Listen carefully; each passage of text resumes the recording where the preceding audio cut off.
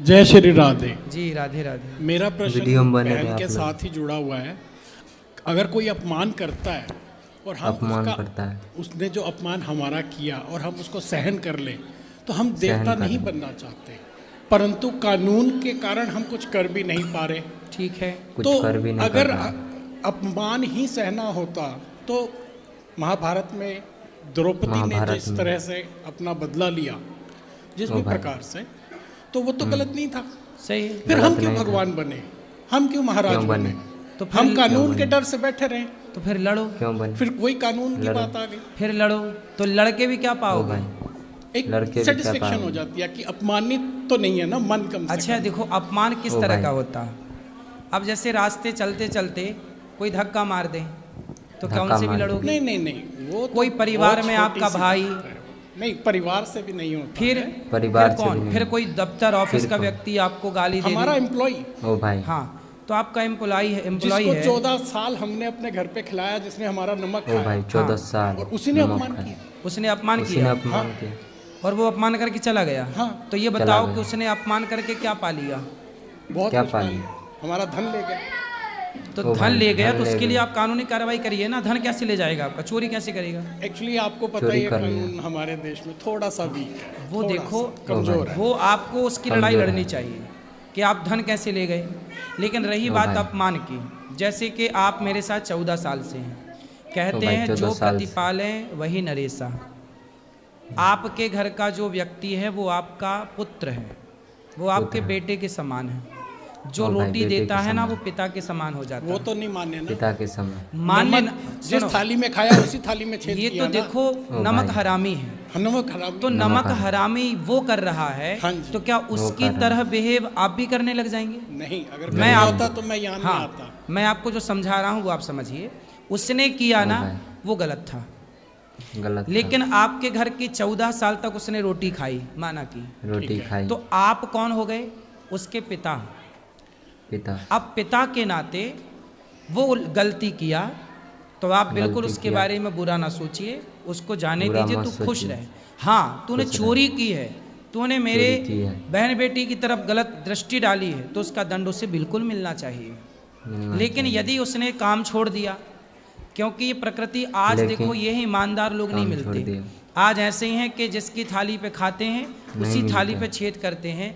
आज कुत्ता बल्कि ईमानदार है, आज के कुछ इंसान कुत्ते से बदतर हैं, गद्दार हैं, है ना? तो इन लोगों के साथ ना इसलिए कहते हैं कि किसी के मुंह भी मत लगाओ, किसी को मुंह इतना मत लगाओ कि बाद में कष्ट हो। उतना ही काम दो जितना वो करे, काम पे नजर रखो कौन कैसा कर रहा है, बस वही गलती हो। और ठीक ठीक से कि आज के युग में किसी पर आप भरोसा मत करिए। आपका जरूरत से ज्यादा भरोसा ही किसी पे आपको नुकसान पहुंचाएगा। यही गलती है। भरोसा का संसार रहा ही नहीं है। आंख बंद करके आंख बंद करके भरोसा आपका करना मतलब सामने वाले को चोर बना रहे हैं आप। बिल्कुल। इसलिए रिश्ता भाई भाई का और हिसाब पाई पाई का, ये कहावत है, ये बात है। अब इसमें आपने गलती कर दी तो उसने धोखा दे दिया। अब जब उसने धोखा दे दिया तो आप उससे लड़के क्या पाएंगे? चोरी की हो तो आप बिल्कुल केस डालिए, लीगल कार्रवाई करिए। लेकिन हमारे यहाँ बहुत सारे लड़के काम करते हैं, कोई छोड़ के चला जाता है, कोई कहे नहीं, उसके जाने का अफसोस नहीं है, उसके जाने का दुख नहीं है, परंतु जो वो करके गया ना, जाने का अफसोस तो बस आपका आशीर्वाद है कि मैं यहाँ। अगर मेरी जगह कोई और होता तो शायद हार्ट अटैक ही आ जाता। सही। इसलिए जरूरत से ज्यादा भरोसा मत करिए किसी पर। यही गलती हुई। काम सौंप देते हैं भरोसा के बल पर, और दुनिया ही भरोसे के योग है नहीं। ये लोग दंड पाएंगे ईश्वर की अदालत में। जब ये जाएंगे तो ईश्वर पूछेगा कि क्यों जिसने तेरे ऊपर आंख बंद करके भरोसा किया तो उसकी खंजर पीठ में मार दी, तो ये हिसाब तो उसको देना ही पड़ेगा, चुकाना तो पड़ता है। मैं ये मतलब मेरे जाने से तो खैर क्या होगा, हमारे सामने दंड मिले ना तो थोड़ा शांति ना मिलता है साहब। पितामह भीष्म जैसों को बाणों की सैया पे लेट के चुकाना पड़ा, बचा कौन?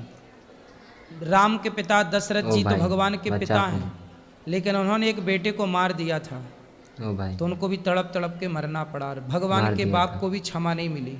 तो ये संसार के लोग भले मौज उड़ा रहे हैं चोरी करके और गलत करके, लेकिन भोगना तो सबको पड़ेगा, यही भोगना पड़ेगा। और देर है, God mills grind slow but sure. ईश्वर के घर थोड़ा देर है, अंधेर नहीं, थोड़ा सब्र रखिए। लेकिन मैं आपसे प्रार्थना करूं, आप उसके बारे में बुरा मत सोचिए। उसका जो होगा उसके कर्मों के अनुसार वो तो होगा, लेकिन आप किसी के बारे में बुरा सोचेंगे तो पाप के भागीदार आप भी बन जाएंगे।